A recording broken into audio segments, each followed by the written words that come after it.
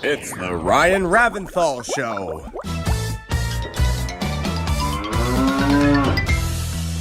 With weekly special guests, up-to-date music news, and a special report from Area 51. It's Ryan Raventhal.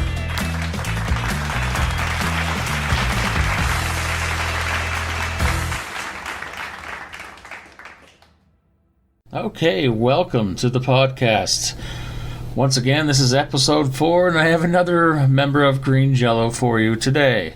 He's one of my favorite members. It's FENDER STAXX, aka Psycho Gecko, and he's based out of Hollywood, and he's lives nearby Bill, and I love his character. He has a great voice and a great on-stage personality. He's very entertaining. And so let's just get right into it, and welcome to the podcast, FENDER STAXX. Can you hear me now? I can hear you, yeah. So you got the email I sent you? I did, yeah. Yes, let's take a listen to that clip now. Of course, it's a reworking of Iron Butterfly's classic tune, In-A-Gadda-Da-Vida, but it's reworked as And I Gotta Get In Ya. Let's take a listen to the short clip of that new song by FENDER STAXX right now.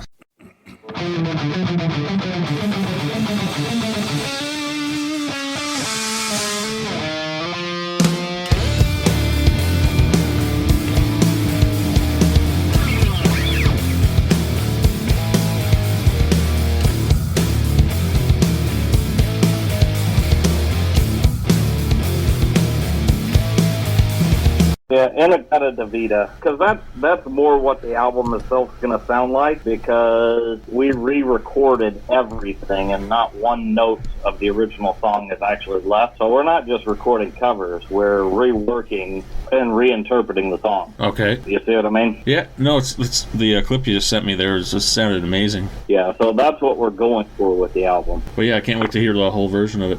Yeah, unfortunately, we've been involved with all this fucking record company bullshit, and so Patrick, who is our A&R rep for Green Jellö, has been like, don't put anything out until you release the album.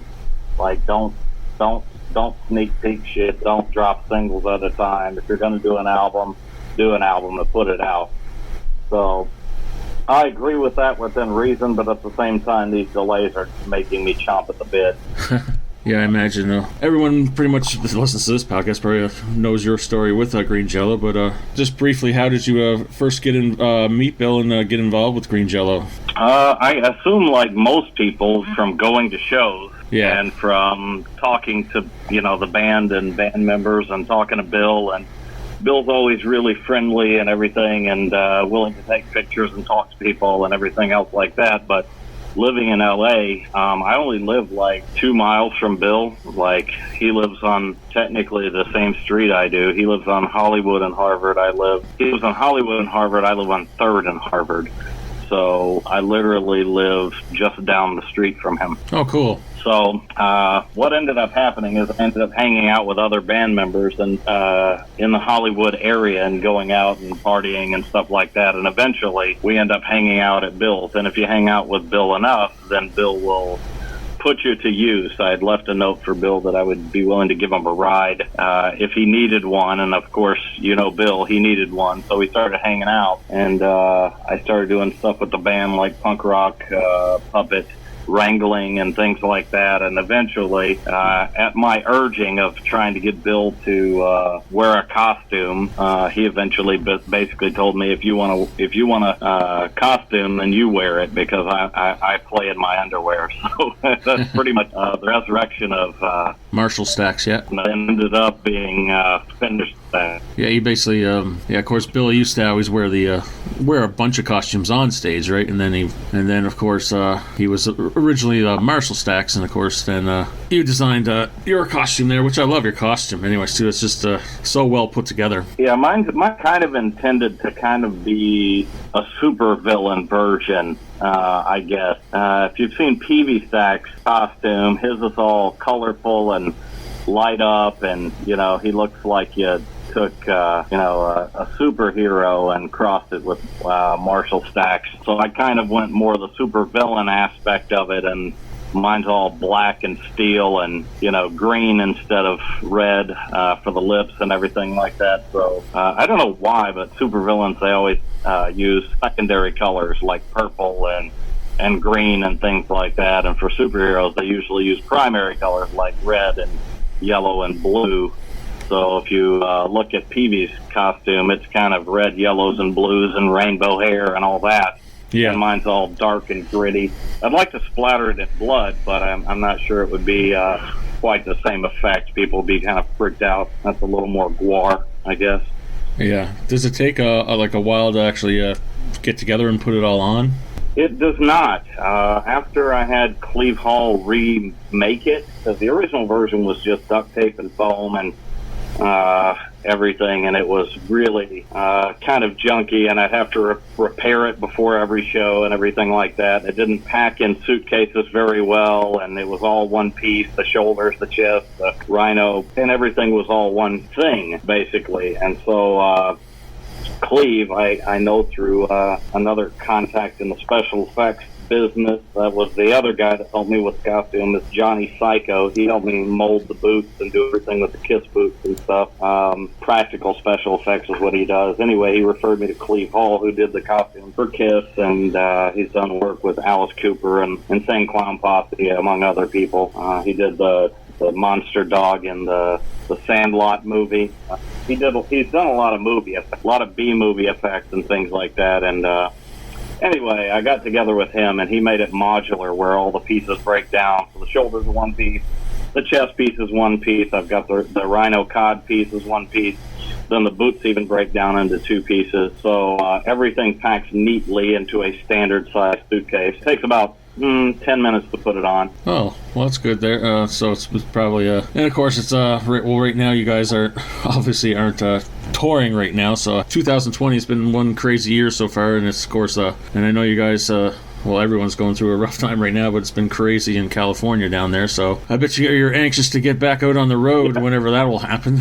Yeah, I'm anxious to get out on the road, Jellö, and we were supposed to be starting solo shows for my solo album, which was supposed to be finished by now, which all of that has gotten interrupted. The studio was using closed down. I record up at the Green Room Desert Music up in Palmdale, which is about an hour north of LA in the high desert. Engineer there is PJ Solo, so me and him have kind of been producing the record. We're about 80% of the way done, but having to bring in guitarists for sessions and bring in the drummer for sessions and everything like that. You were kind of tracking it out one person at a time, so that we make the most of the studio time. We can just get in there and record, 5 or 6 songs with the bass player, or 5 or 6 songs with the guitarist, things like that. But the studio is at the guy's house, and he's got a small child there. So as soon as the COVID thing happened, the studio got shut down, and I guess it's technically against an order from the governor to run non-essential certain things. So I don't know, it's been crazy here between riots and everything else. I wasn't affected by the riots, but Bill was. They were on Hollywood Boulevard, but everybody's afraid of Mino the landlord, which is Bill's landlord, because he'll smash you if you touch his building. So I guess they went through it unscathed, even though there were protesters right outside Bill's front door. Yeah, that's been a few times that I had to just get out of LA. Yeah, I can imagine. Send helicopters over and stuff like that. Yeah, that's just crazy there. So what's your album going to be called? Oh, my album, my solo album, is called All Show No Talent. I think it sums it up pretty nicely, actually. Yeah, and what are you releasing it under, the Fender Staxx name, or like Psycho Gecko? No, Psycho Gecko and Fender Staxx. That's always a fun discussion to have. So technically 2 separate entities. Fender Staxx is legitimately my on-stage persona, and that's it. It's almost like Psycho Gecko is Fender Staxx's alter ego. So Fender Staxx is crazy and, into chubby girls and cocaine and all of that type of shit, and loud and obnoxious and, kind of the ultimate rock star. And Psycho Gecko is actually a little bit boring, comic book collector, gamer, nerd, happily married. I do a lot of plants and stuff like that. I archive a lot of the artwork for Jell-O and do a lot of stuff for Bill. And, of course, all of the other things. When you see me, Bill's always like, "Hey, Psycho." I never called me Fender.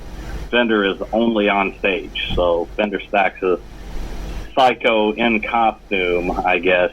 It's almost like a Superman Clark Kent type thing. Okay, and so you have you're working on the solo album, and of course everyone's seen the clips online of you, and they're hilarious clips, by the way. Like, you in the studio with Bill there, basically showing him how doing the vocals with him for the new Garbage Band Kids album. Yeah, that's my new job as punk rock vocal coach. If you've ever been in the studio with Bill, it takes you about 50 takes to get through one line. And if you notice, he kept saying Psycho holds the mic cord, and every time he does it, I'm like, "It's Fender!" On stage, I'm Fender. I'm not. Yeah, I noticed that.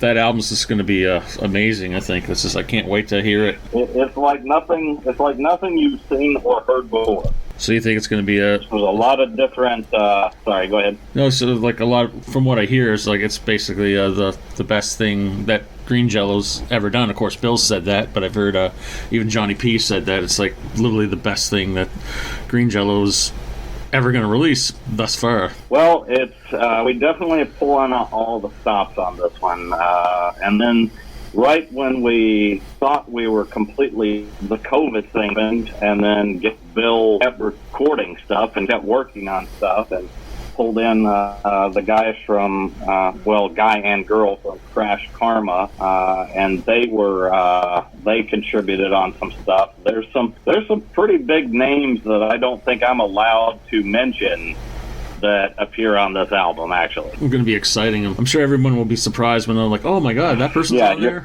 Yeah, exactly. It's pretty interesting. We were recording at the Crash Karma house and studio for one of the recording sessions for me and Bill. We actually had recorded the part that was intended for Bill, and then I guess they wanted even more Bill for the beginnings of the song and things like that. I think Bill was trying to get by doing as little vocal as possible, but then they wanted more. So we had to go back in and re-record some additional parts with Bill, which I think is probably going to round the song out really well. The song's pretty good to begin with, but it was missing something until we got Bill on there. And my song is called "The Show Goes On," and it's kind of like a Bob Seger turn-the-page ballad about being on tour with Jell-O and all the crazy shit that goes on, and trying to pull it off. We actually had to shorten the song because it was too long. Part of that was because Bill kept wanting us to add more, and then eventually they were like, "Oh, it's too long." So we ended up having to go back in and edit it back down. So at the moment, I think it's edited down to about 4.5 minutes maybe. The long version is about 6.5 minutes, which is ridiculous, but there it is. Yeah, and of course, for those who don't know, all the songs, of course, like you wrote a song, and then like Rob Gabriel has a song, and they're all basically fan and band members submitted songs. Correct. So this album works very different than a lot of albums do, and I don't know exactly how much of this is just record company stuff and what is because of the way that we were doing the album, but in my head, I kind of thought that you record your chosen songs and turn them in, and then there's the album, and then they release it. But it really didn't work like that. They rejected some songs outright. They accepted some songs with changes, and then they wanted even more songs than what we had. I mean, of course, we've got 1 million people in the band and a bunch of songs that have been written, but not all of them would fit with the kind of the sound of the album, or the I guess the theme, I guess, is probably the way I would put it. You see a lot of variations on the songs, but they are all produced by the same person. So one guy did the final mix on every song on the album, including mine, which is actually a bonus track at this point, because I kind of got dropped off of the vinyl record part because my song was the longest song that was made. So originally it was in the contender to be on the main everything, but because of song length and the fact that we had to edit everything down and tweak it, and it was all up in the air for a while. So finally we got everything done, and with the CD you've got 72 minutes or something like that, 74 minutes. And the record is only like 42 minutes, I think. So obviously with 15 or more songs, I think in the end we had 17 or 18 songs. So several of the songs that were intended to be on the record are actually going to end up being on the CD and the digital release only, because we're not limited by how many minutes will fit. This is almost like a double album. Yeah, that's what I said to Bill one time. Like, when Bill keeps on saying, "Oh yeah, we're adding this new song and recording this new song," and then he's doing like a new version of Three Little Pigs and everything, I'm like, Bill, you're going to end up with a double album.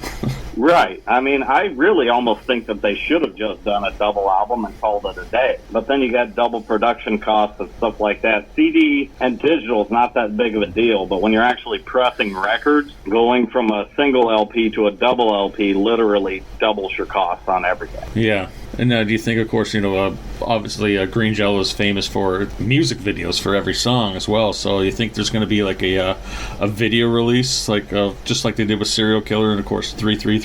I hope. Right now it's been so much involved in the finalizing the songs and things like that. I would expect that if we do music videos, it's going to be similar kind of to what was released for Frito Feed and Silence of the Sponge and things like that. I would expect that the band members are going to be the ones that get everything together to make the videos, instead of being a quote production. I guess the only production videos were the ones that were made for 333, because all of the videos for Serial Killer were kind of done in the Green Jellö loft with Bill and old couch mattresses and foam and all of that stuff. So it was very, very homemade, the original videos. And then once they made it, they had a little bit more budget to actually do more legitimate music videos. So that's when they made the 333 video, which is really rare and hard to find, but it is the only thing that Bill got nominated for a Grammy for. So he got a Grammy nomination for Best Music Video Album for 333. But since then, it's been a little bit more homemade, and I've got to give credit where credit is due. Mike Snyder and Frito Feet kind of started it all. So I mean, that first single and the video that went along with it. Of course, later on they put Green Jellö Christmas out and things like that, and Bill released a bunch of songs, a bunch of people that ended up becoming the basis for this album. But, you got Marty the Weirdo and several other songs that are available on iTunes and through various means, Silence of the Sponge. But all of that going into this, we brought those songs, and then the album actually became a lot more, because Bill kind of opened it up to submissions and had more people submit songs and things like that. And then we went in and one by one, they've kind of re-recorded and recreated and remixed and remastered and done everything with the original songs. So even if you had a copy of the original song that, like Silence of the Sponge from when it was released originally, the version that you get on this album is not going to be that same version. Yeah, that's what I hear. I guess they're probably like re-recording some of the songs, like probably even like Frito Feet. Yeah. I know that all the songs have been remixed for the most part. I don't know for sure what all has been re-recorded outright. My song, we used the original recordings, but they didn't go with the original mix. So Aaron mixed the version I had with the vocals from Bill and everything else, and he put this little magic touch on it to make it sound louder, bigger, better, whatever. But like I said, I know some of the songs were recorded again from scratch, like Fuck It from Lazy D and Lazy Ass Destroyer. That one was pretty much taken all the way back to scratch and started over. Yeah, that's going to be an interesting one to see, because I'm used to the Lazy D version, Lazy Ass Destroyer version, so it's going to be interesting hearing Fuck It with Bill singing it. Yeah, it's Bill and Lazy D, so you'll still have that feel. You'll still have that Lazy Ass Destroyer feel to it, but it's so much better than what the original one was. Not that the original one wasn't great, because obviously Bill would have never wanted to remake that song if it wasn't a great song to begin with. But with, the recording and the better mixing and everything else, and then adding in Bill's, not mumbling, but growling, I guess, in with Lazy D's vocals, it's obnoxious, but it's great. Yeah, and of course, Fuck It's kind of like basically like kind of a punk version, like a punk rap song too, which is, well, I guess Green Jellö is not really, it's not all punk rock and heavy and metal songs. I mean, like, look at like on the old album 333, there's like a wide variety of different types of songs. There's even like what was that, like Slave Boy is almost like a version of the B-52's Love Shack. Is there any different types on the new album, or like any kind of parodies again? Well, I was, believe it or not, my original song that I submitted was a parody. It's actually one of the songs on my solo album. It's a parody of Hair of the Dog. I didn't like it because they thought it sounded too close to the original, and they didn't want to pay royalties out to Nazareth. But my version of that one, the original version says, now you're messing with the son of a bitch. But my version's a little bit different. I do think we have a clip of that somewhere that we could play, where we play it live.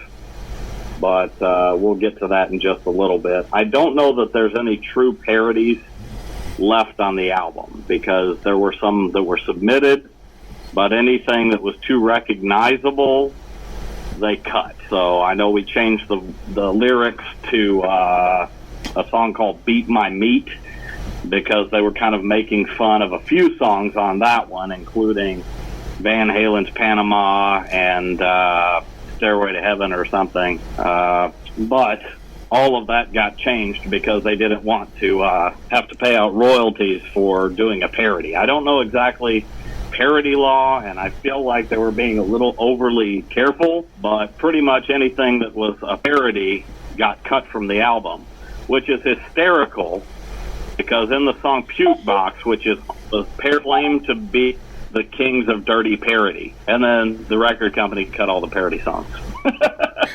No, it's interesting too, because I mean, like, there's of course back in the day with Serial Killer, when Metallica sued the band, and Kraft sued the band, and definitely don't want to go down that road again.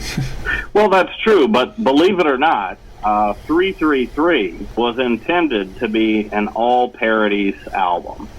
And so where you're talking about Slave Boy being a B-52 sounding song, because the original version of that song was that song, but Bill wanted to do a parody of all the different bands and then name the song the B-52s, and named this song Alice in Chains. So he was going to make the name of the song the band that they were ridiculing. And of course, after being sued by everybody, Zoo Entertainment shut him down. Was like, no, there's no way we're doing that.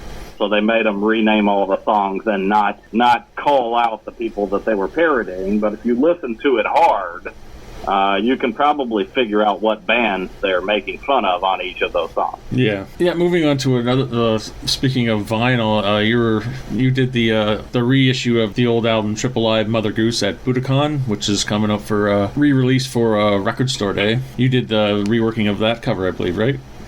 Yeah, the quite an accident for me to do it, but it just ended up that way where I was working on some stuff for Bill already, and so I was just working stuff with Photoshop, and so I decided to just work on an album cover for Triple Live because I knew it was coming up, but I kind of just did a tip of the hat and reworked the original artwork. So I didn't redraw anything like Johnny P. I literally just worked with the original artwork from the album, but updated it, added some textures, tweaked out a few things, and then I got the working design, and then to finish everything out, we pulled in Christine Marie, which is another Jellö associate that does graphics and things like that. There's a few things with the album cover that Bill wanted to keep, like the original photo that was behind everything. But the problem with that is it was a low-res image to begin with that was probably from a Polaroid or something ridiculous. And then they enlarged it to put it on the original album. And then when you print it, it's broken down into dots, and then when you try to scan it back in, it creates unflattering pattern called a moire. And so between all of these issues, something else had to be done for the background photo. So he pulled in Christine to do that, and then to add a little more flair and color and things like that to things. I guess I tend to be a little bit more dark and gritty with my type of stuff, so he wanted it to be bright, so they brought in some green and some pink and all of this. So anyway, it was me and Christine Marie that ended up doing the final artwork, but pretty much it was all directed by Bill, and I was clipping and cutting and all of these types of things. We did a collage from the inside of the original album, had a double collage, like a bunch of cutout pictures and stuff, looked like a scrapbook. And so we took all of the stuff that he liked from both of the scrapbook pages and then combined them all into one, because we weren't doing a gatefold on this album. It's just a front and back. So pretty much it was Bill instructing me, and then Christine finished it out. But that'll be out August 29th. People have already started trying to sell it on eBay. I think they've got it listed for $77, which is pretty hysterical.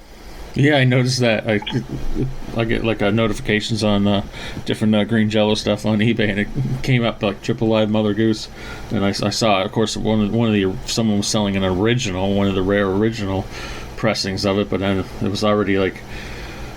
A guy was like, it must have been $100, I think. I saw one, but he's selling all kinds of copies of the re-release already. And he's like, this is not going to ship until August 29th. Right. I'm not even sure that might even be against the rules of Record Store Day, where they're poaching them before they've even been released. But, I mean, that's what happened with Serial Killer. I kind of expected it to happen with Triple Live, but I didn't really expect that until after it was released. Yeah, I'm sure there's going to be a ton of them on eBay once it is released, and just jacking up the price. Well, maybe. Not if all the good Jellö fans out there do their job and they get in there and buy them before the frickin' scalpers buy them. That would be great if all of the Jellö fans actually got them directly instead of having to go through some piece of shit that stood in line and grabbed all of them and then put them back up. I hope there's a limit on how many you can buy, so you don't have one guy that goes in and buys all 10 copies and then throws 9 of them on eBay. Yeah, I'm going to try to find it around here. If not, then I'm going to end up trying to... If I can't get it at a store around here, I'm not going to try to get it directly through Say 10 Records, like I did with the Serial Killer reissue. Yeah, I just don't know, because there's so many limits on the copies that they have. So I mean, your best bet is to buy it on Record Store Day at the time. I don't know for sure that there's going to be any available on this one after the fact.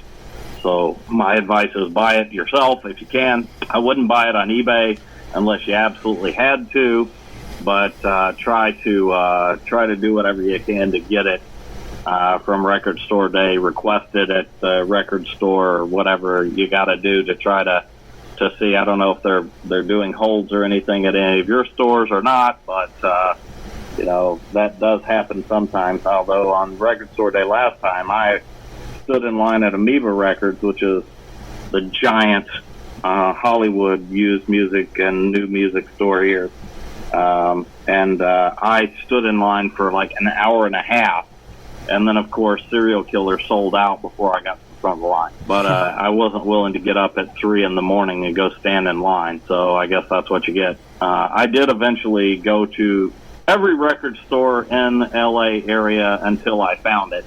And then I did buy the last copy at one of the places that had it. Yeah, I'm going to try to find it up here. I would hope good time. I would hope they have it up here in Canada at my store. I requested it through a local store, so hopefully they get some copies. Well, that's a tricky thing, is that they've got an order form that they've got to go through and pick what they want for Record Store Day. And if they don't know that anybody there wants it, then they may or may not order it if they don't recognize it. So that's why I requested it at Amoeba. Like, as soon as it was announced that they were going to have it, I requested for them to get it. But then Amoeba ended up closing down, and they're going to be moving to their new location. They decided to do that during all this COVID stuff.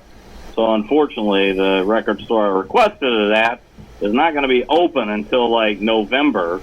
So they're going to be closed for the August 29th date, so I'm going to have to end up scrounging for this one as well. Now, I have mentioned this before, so you're not the first to hear this, but not everybody knows it. We will hopefully be finally releasing Puppet Music, which is the lost 1985 Buffalo, New York band album. It's the follow-up to Let It Be. So it was before Bill came out to play the Gong Show. They recorded all of Puppet Music, and that's got the original version of the Cow God. It's got the original version of Rock and Roll Pumpkin. It's got a couple of rap songs, which I thought was funny because you were talking about how Fuck It is kind of more of a rap song. Well, there were 2 rap songs on Puppet Music. One was Rootin' Rap, and one was like the potato rap.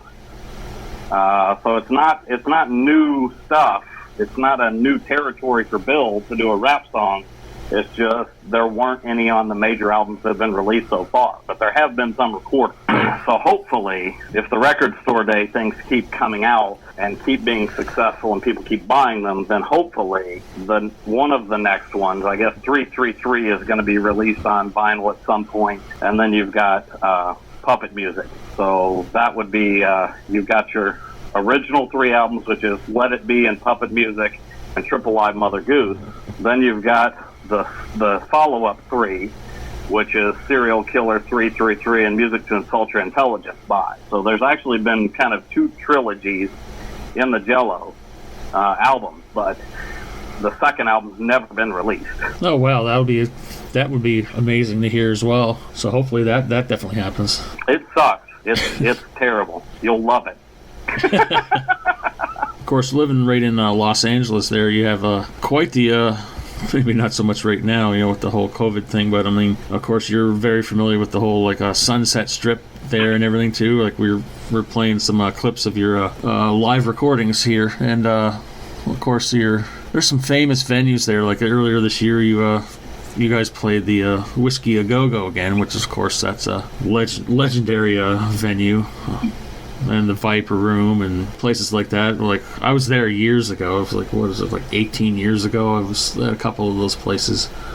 But yeah, quite the history in that area for the small venues. Yeah, we've played the Rainbow for the Labor Day Bash, not this year, but the previous year. We played the Whiskey every year recently.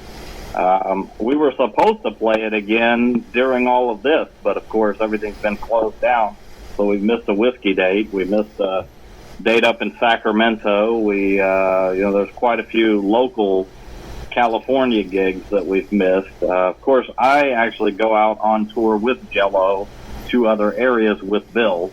So I don't just play the California shows. We play Midwest shows. I play a lot of the Texas shows.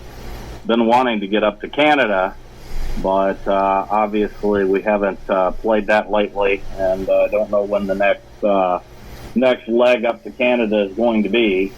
But hopefully when that resumes, then I'll get to get up that way. Some of the band members around here are trying to get another Green Jellö tour through the Maritimes like they did pretty much a year ago this past week.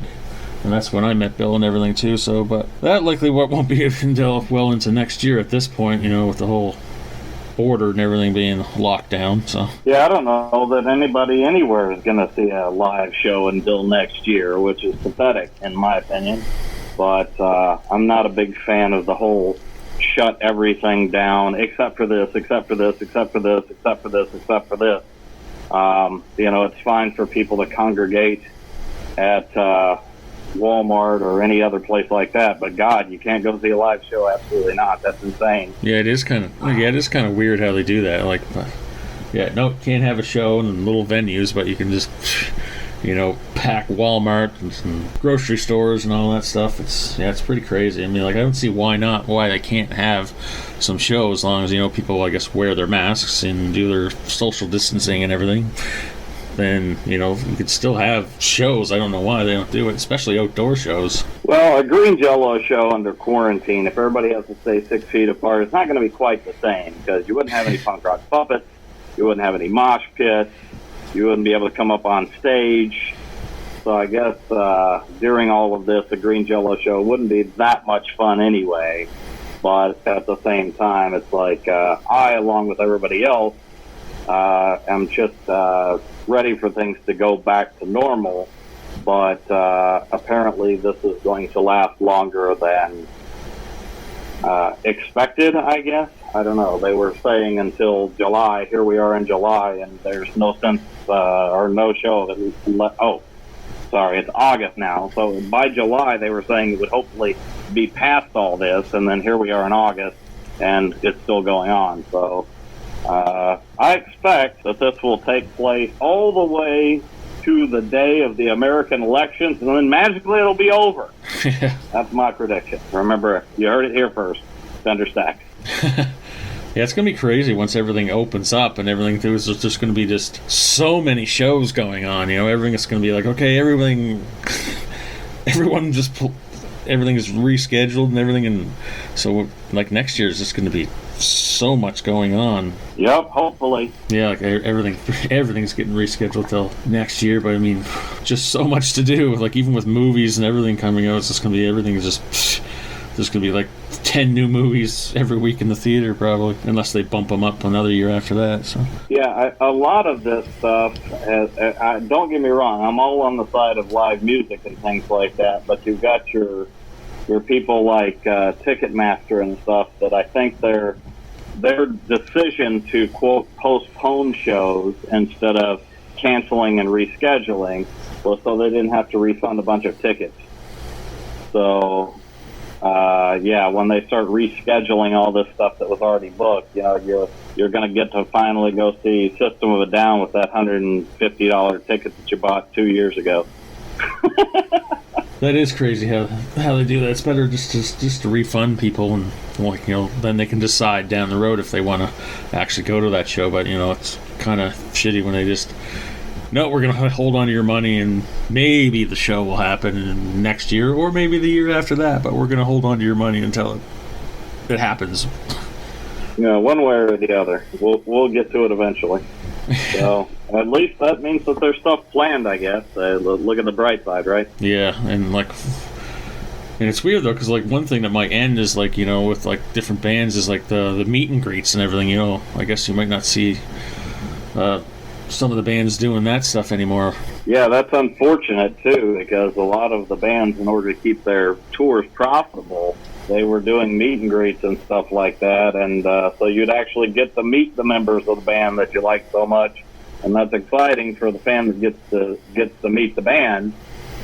But if we've got a distance and things like that, then A, that's cut off revenue for the bands that charge for meet and greets. Of course, Jellö doesn't. Bill will take pictures with every single person that shows up to the show if you can find him.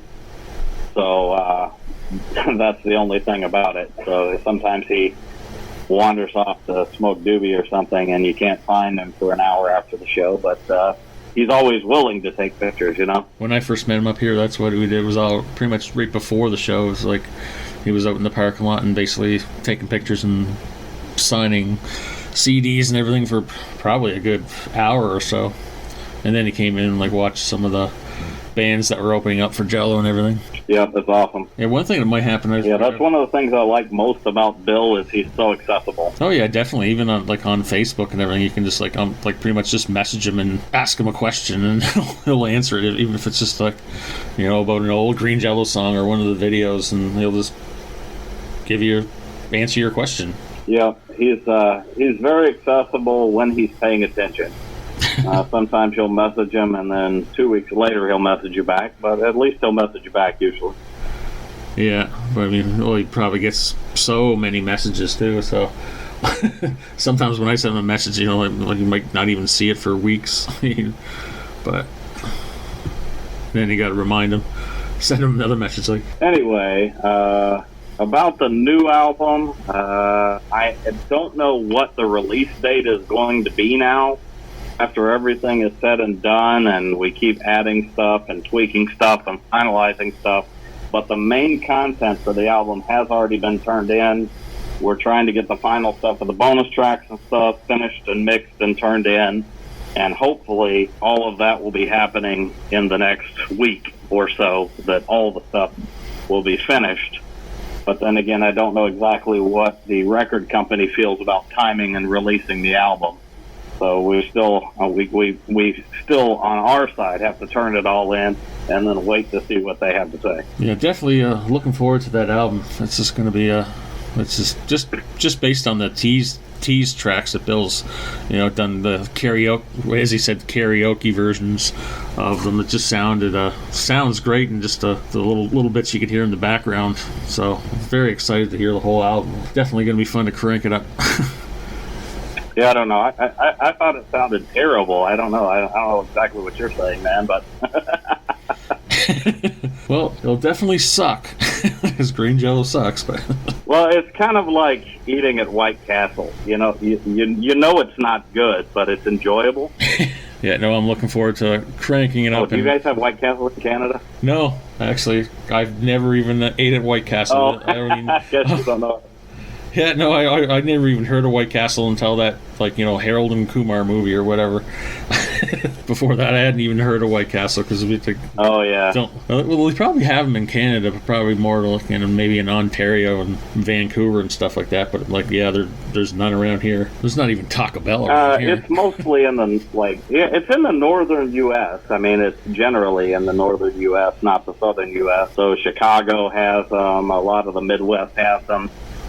East Coast has them, New York City has them, but yeah, I'm not absolutely sure how far up or over they go close to you. Yeah, there's all kinds of different like restaurants and stuff like that are down in the States, but we don't have them up here at all. So, and it's the same thing as there's stores up here that you would not have down there. Like in Canada, there's pretty much on every corner, there's a coffee place called Tim Hortons, and it's like you can't throw a rock in any direction here and not hit a Tim Hortons, basically. But down in the States, it's non-existent. No, another thing with the Garbage Band Kids album, I love that name too. I'm glad he picked that name for the album, and but I'm definitely looking forward to seeing the artwork for it as well. I was talking to, of course, Johnny P in the last episode, and so that's gonna be fun to see as well. Yeah. Fun fact. I was the one that pushed I'm the one that pushed it over the edge to being named Garbage Band Kids, because it had been discussed as Garbage Band Kids and it had been discussed as Garage Band Kids. And Bill was leaning towards Garage Band Kids because of the way that the album was recorded and that everybody's, you know, in a garage band and all of that stuff.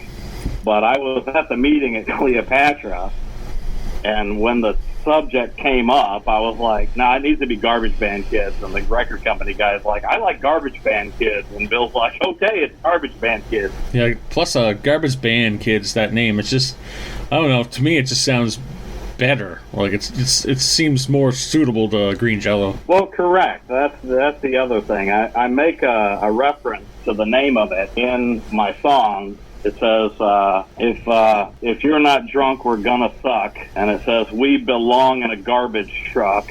Green Jellö just runs amok. So I make a little reference to the garbage thing because it's supposed to be Garbage Band Kids. Definitely suitable for Green Jellö. So do you think after this album, of course, it's just like, this album took a while to come out, but do you think there's going to be more albums after this for Green Jellö? I definitely think that there's going to be more albums after this. I think that this album needs to be successful in order to make another album. But I definitely think this album has a small amount of success, then the follow-up will be there, because we definitely have material, we definitely have enough contacts that we can have guest stars and things like that. I don't know if anybody's talked about guest stars and such, but like Luigi from Suicidal Tendencies is on it. There's another really big name I know I'm not allowed to mention that makes a very small guest appearance on it. And then you got Crash Karma and Fishbone, and there's a lot of people that are just throwing themselves in as a guest spot on the album. And to be honest with you, I could see another album that was almost all of that, where it would be, so-and-so from this band guest starring with Bill, and then they put out a song. So a little bit different concept than Garbage Band Kids, but it would be an interesting one nonetheless. Oh, yeah, and you think if they're, for the future albums, do you think it's going to be, the same kind of concept with, a fan and band member submitted songs? I'm not absolutely sure. It's very difficult to speak for Bill, so I don't. He'll surprise you. Just when you think you know what Bill has planned, Bill throws you a curveball. So I can't really speculate. I just know that whatever goes in, we all give 100%, and they'll keep tweaking it until it's good enough to put out. Even if it's not great, it's definitely good and fun to listen to. No, definitely. It's just going to be as I said, very, very excited to hear the album. It's going to be it's definitely going to be one that's going to be on loop for sure. I can't wait to annoy everybody with it. Just like I used to do back in the day. I used to annoy my parents. Oh, yeah. You're going to drive everybody in your house crazy? Yeah. Looking forward to doing that again, because my family already is like, I mentioned this to Johnny P there. I'm like my family, they're already sick to death of Green Jellö, so they just fucking can't stand even hearing the name. It's definitely one of those things that you kind of like it or hate it. I'm in the band, and my wife doesn't love the music, although she will admit that the live shows are fun. But of course, I was a huge Jellö fan before I was in the band, and I used to play it all the time. And she's like, "Oh my god!" And then I joined the band, and she's like, "Of all the bands in the world to join, you had to join Green Jellö."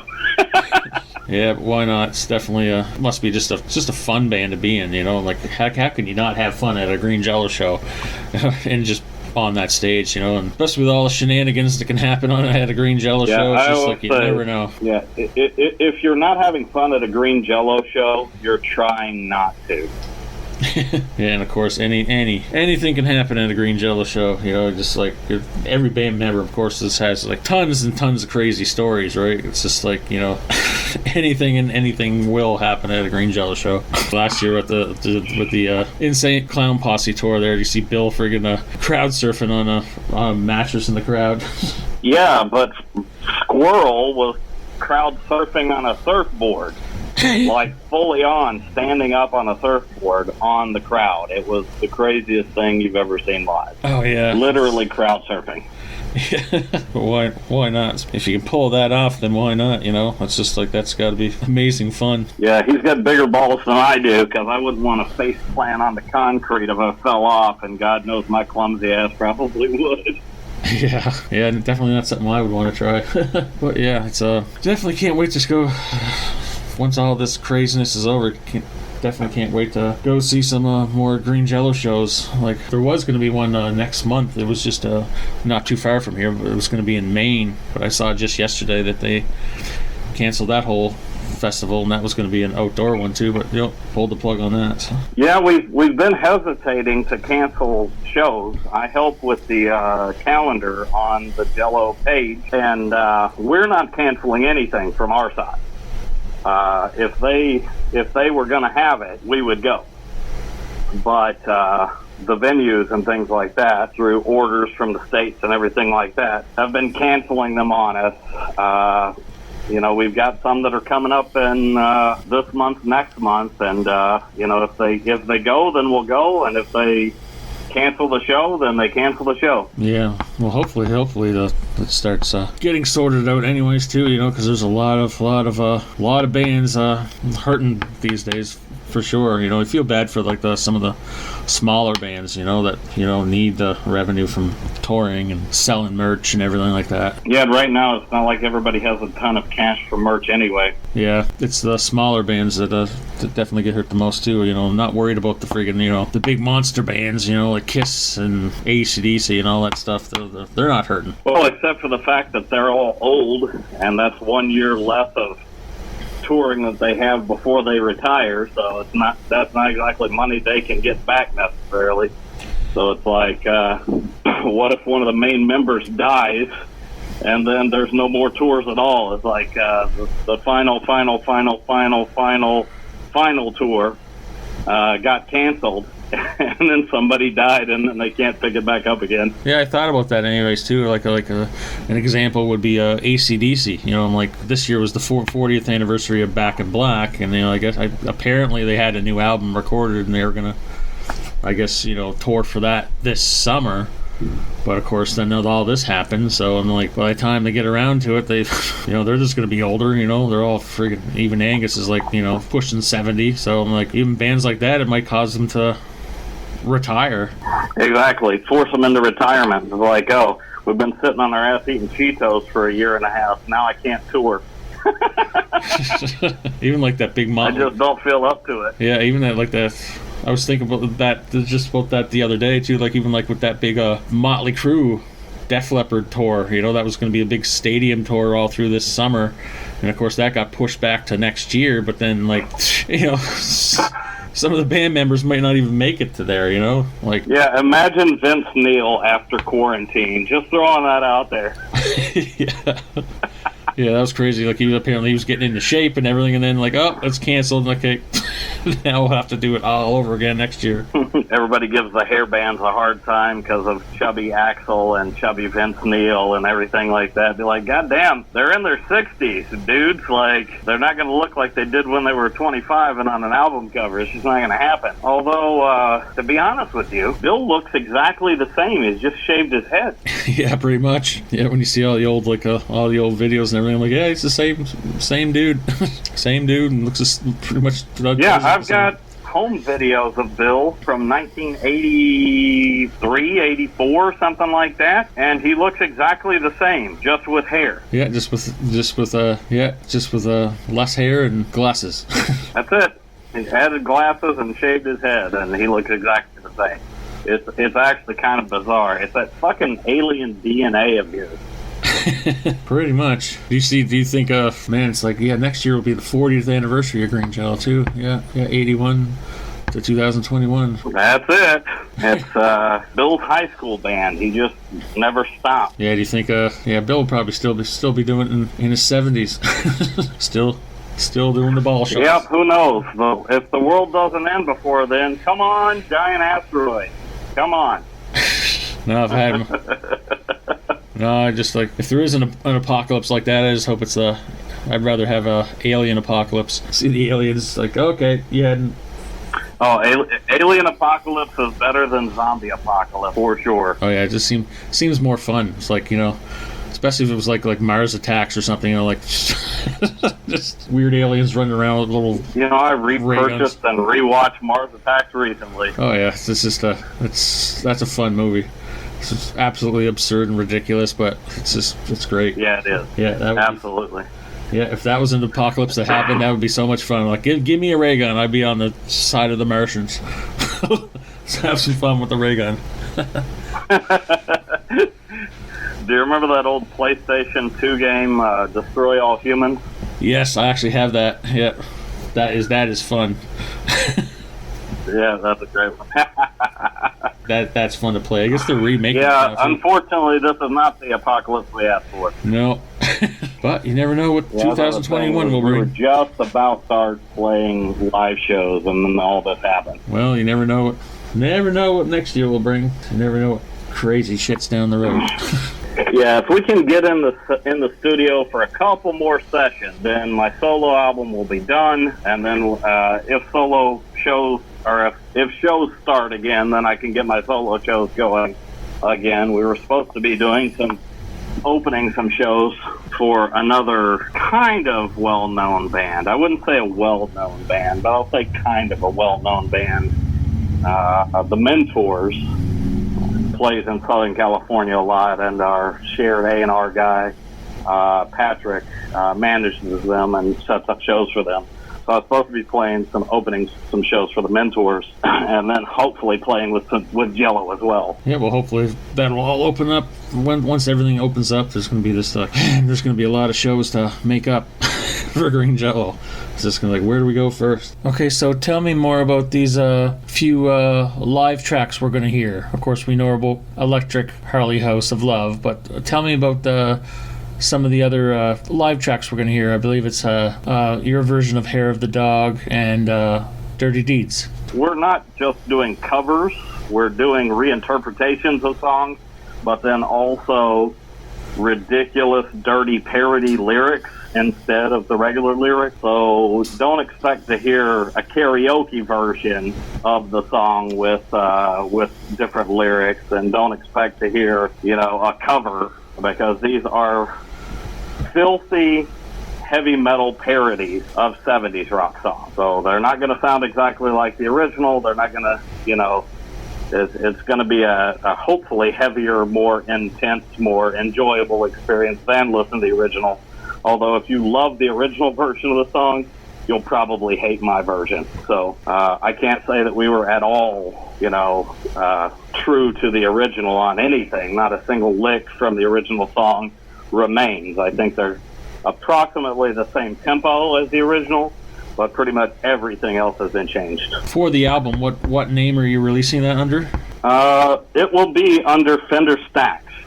All right, perfect. Possibly Fender STAXX of Green Jellö, but we'll see. And when you do get that the whole album finalized and everything, it's just going to be you're having a physical release, and you're going to have it across all the streaming platforms, iTunes, everything. I assume so. We've got to see exactly how it's going to be released, self-published or not. But I'm doing parodies of pretty much a who's who of big 70s rock. I'm doing a Sabbath song. I'm covering Sweet Leaf. I'm covering an old ZZ Top song, Just Got Paid. Yeah, I know that. I am covering Buick McCain, which is kind of an unknown song, or a less known song by T-Rex. Are you familiar with that song at all? Yeah, I was just thinking, where I first heard that song, that was on the Guns N' Roses covered it back on their covers album, The Spaghetti Incident. They did a cover of that. That is correct. Nothing was the same for Guns N' Roses after the Spaghetti Incident. Yeah, it was pretty much that was their last hurrah. Came out I remember it was the late 1993, and pretty much just everything imploded right after that. That's true, but Guns N' Roses couldn't compete with Serial Killer soundtracks, so they just gave up. The times they were a-changin', So anyway, I do a cover also of I Want to Be Sedated, Black Betty, Hair of the Dog, The Wall, by Pink Floyd, Oh, that'll be Dirty interesting. Deeds by AC/DC, and of course, Anthem by Green Jellö. I'm doing a new version of Anthem. Oh, wicked! Yeah, that definitely sounds For great. that particular song, I pull in Captain Ray and Larry Raygun, Loud Larry from the Green Jellö Hollywood chapter, and most of the other songs are with my own solo band. So I've got a guitarist from a punk band here called Day Drunk, and his name is Josh Norcross. Okay. He looks like the Incredible Hulk. This guy is massive. He spends like every spare minute in the gym. He's got an awesome cow god tattoo. He's the Hulk, and he plays guitar. And then, of course, I've got Nathan Young, who is also the bass player for Green Jellö Hollywood chapter and the spectacular band Fate Destroyed. If you've never listened to them, you should check them out. And then I've got Sam Kerr on drums. He is in a band here in SoCal called Strange Legend. I've shared a few of their things on some of my pages before, but you can look them up also on on Facebook and on YouTube, etc. So, believe it or not, I do have a completely separate solo band from Green Jellö, although I have pulled all of the members of my solo band in to play with Jellö at one time or another. So all of them are officially Green Jellö members, but as I said, I pulled in Josh and Sam and recruited them to be in my solo band, so I do have a separate solo band from Green Jellö. Oh, great! Definitely busy there with the recordings. There, lots of work. Yeah, it's been a lot of work. Oh, I imagine. Definitely fun. Like I've only been just learning how to record, but I mean, you know, it's nothing like definitely nothing like being in a professional studio at all. So maybe one day I'll have that opportunity, but I'm just basically just frigging around on a computer. Yeah, so you record all your own stuff, then is what you're saying? Yeah, well, I'm basically just learning. I'm definitely not a professional in that regard. I'm just basically just frigging around in my place, just learning how to do some basic recordings, basically. So, but you know, no matter the quality of the recording, no matter what goes into the music, I do feel that doing it by any means necessary is important. In other words, I'd rather get something done now and have it not be perfect. It's not great to be a perfectionist, because perfectionists never put anything out. Perfectionists never get anything done. That's really why there never was a Guns N' Roses album after Spaghetti Incident, is because Axl was such a perfectionist that he had to have, layered vocals and everything had to be perfect. Well, when everything has to be perfect, you're never done. So that's the other thing with my stuff, is that PJ Solo, who is the engineer, he can also play instruments, and on some of the stuff he's stepped in and filled in some guitar tracks here and there because it was the last thing that was needed to finish that song. And we're trying to get all the songs finished, not just, well, it'd be really great if we could do this, and it'd be perfect if we do this, and we need this guy to come in before this guy, that way this will sync up and it'll be perfect. It's never perfect. It doesn't work that way. If you try to record the perfect album, you will take 7 years to put it out. Yeah, definitely. Even when I'm doing like artwork and stuff, I just I find if you try to make it perfect, or I'm gonna just do that again, you actually can end up making it worse too. You're just like, okay, well, once you get to the point where you're happy with it, and leave it at that. Even though I remember I'm paraphrasing that old quote from Leonardo da Vinci, where he basically said, no piece of artwork is ever finished.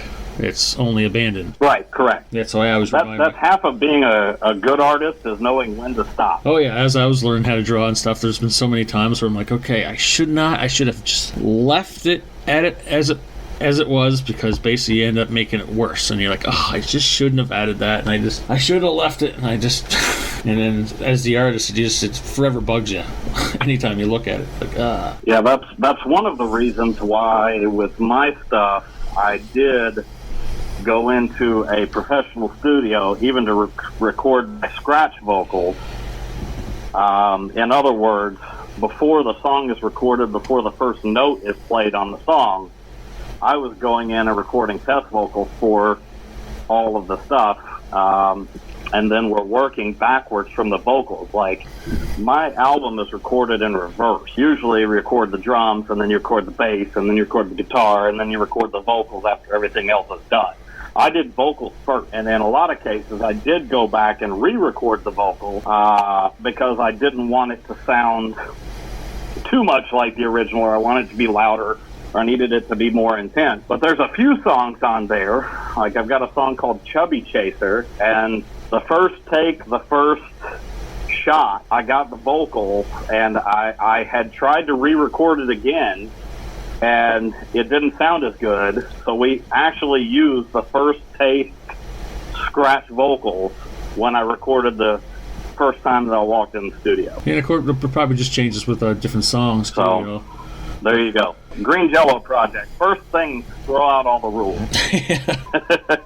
Yeah, no, sometimes I just sometimes I just write poems, and I intend them to be lyrics, right? And then they might, once I write put a song together, I'll just tweak them a bit, Sometimes I just write the lyrics, and I have no idea what they're going to be, basically, what even the song's going to be as far as the music. Write the words and then develop it from there. Yeah, you couldn't do that with a Fender Staxx song. I guess if you tried to just take the lyrics out, it would be maybe a dirty limerick or something you'd write on the wall in a bathroom or something, but it's not going to be suitable for poetry reading. Yeah, as I said, I'm just learning myself. I'm just basically just figuring it out all out myself, and of course I'm picking the brains of different musicians that I talk to, and they give me some tips, but it's just basic baby steps, and I'm even while I'm doing it, I'm even learning how to learning more on guitar, and I'm trying to learn how to play piano, and and get better at bass and everything, so I'm learning how to play better too, so just as I do it, but I'm just doing it day by day, but I got so many projects anyways too, so it's gonna be a while, but it's fun anyway. Yeah, just keep working on it. Here's a fun fact about Fender Staxx. I'm like Bill. I can't play guitar. I can't play drums. I can't play, keyboard. I can't play piano. I can't play anything. Truly, all show, no talent. I'm not even a lead singer. I'm a front man. I'm a hype man. It's about the show. It's not about being able to play the best or sing the best or anything. You may listen to this album and go, Jesus Christ, Fender's voice is terrible, but it doesn't matter. Not really. It's about making something. It's about parodying something. It's about having a good time, and that's the whole point behind the Fender Staxx experience, is that you're not going to go away with it from it going, man, they're the best band I've ever seen live, but it would be hopeful to be on the experience level with Jellö, where you're like, oh my God, that was a really fun show. And that's what I'm going for. Fun, not good. Oh, definitely. And that's a highly entertaining, basically. You don't have to have I said some of the most entertaining musicians and everything are just, especially with frontman, and as you said, hype man and everything. It's some of the best performers, aren't the best musicians, but they're just an amazing stage presence, and a character. So.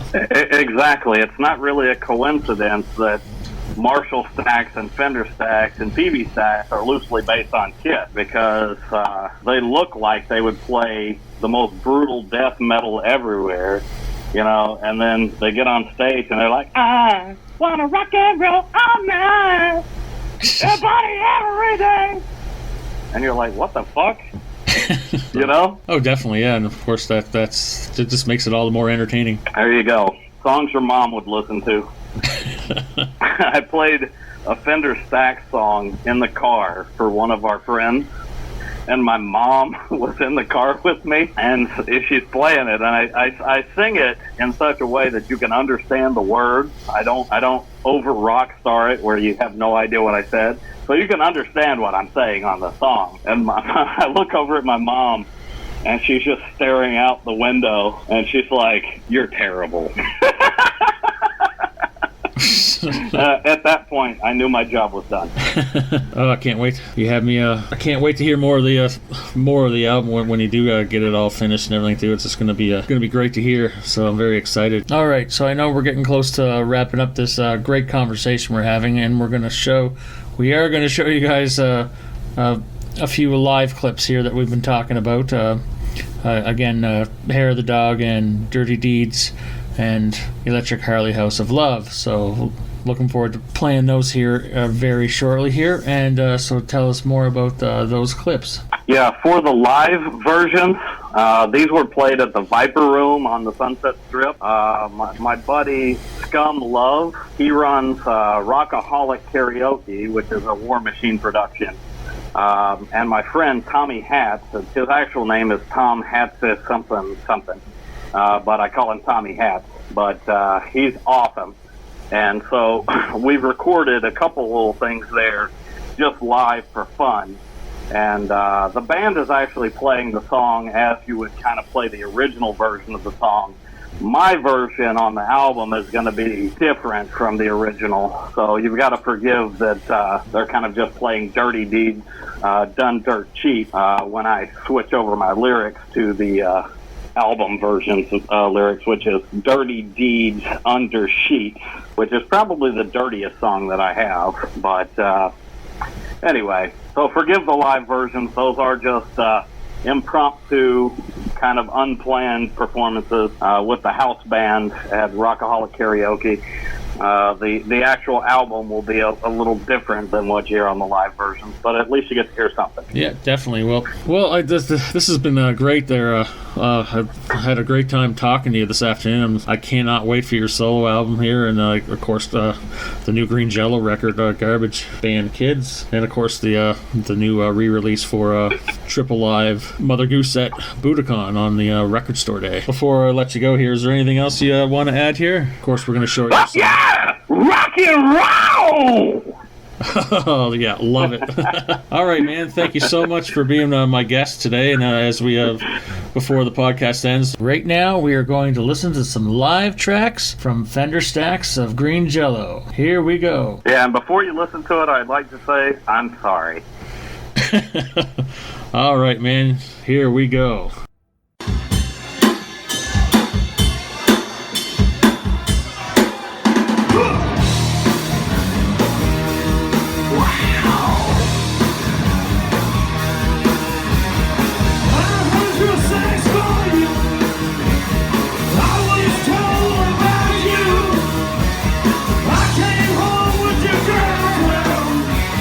What they told me to do, I'm with you red hot fire.